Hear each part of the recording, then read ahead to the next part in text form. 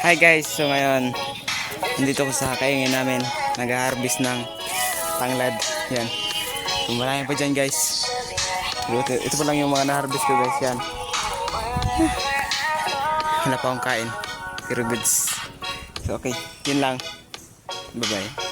Guys, so yun, ito na yung kabuuan ng mga na-harvest ko guys. Yan. Ano, karami. Hindi ko alam kung makakaya ko yan. So yan, ito. Tali ko na, pinapantay-pantay ko na guys, kasi merak maya magdala pag hindi pantay-pantay yung pagkatali mo, yung iba nahulog. So yun guys, tali ko muna, update ko na kayo pag dadalhin ko na guys. Nakatali na siya yan, so dadalhin ko na lang papunta sa amin, and then update ko na lang kayo kung nabinta na and kung ilan yung inawat ng ating hinarvest na tanglad. So yun lang guys, bye bye. Hi guys, so yun, nakapagod bilakad, lapit na tayo lapit tayo sa bahay namin. Hintayin na natin namaya may himili ng tanglad. So yun lang muna guys. Hirap mo ako ng cellphone. Good evening, ito na pala yung kinita natin sa nakuha nating tanglad, no? Ito na guys, hindi ko kayo na-update kanina, sorry. Kaso lang guys, umabot siya ng 30 kilos at binawasan ng 3 kilos. Bale tig 25 guys bawat kilos yung halaga.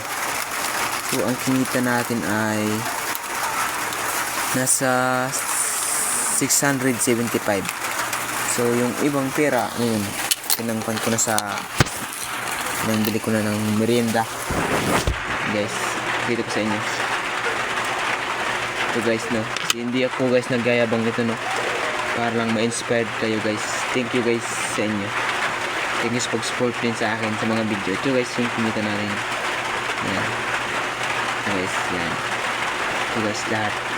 So maraming salamat guys sa inyo sa support ninyo. So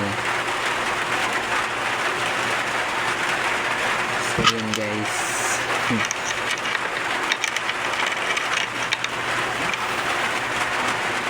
Gusto ko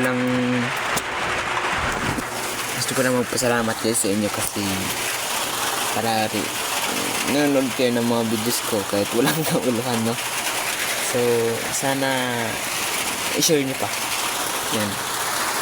Thank you guys sa mga support nyo. Bye bye. Don't forget to like naman guys ng ating video at subscribe and follow. Okay, bye bye. Ingat ka dyan palagi.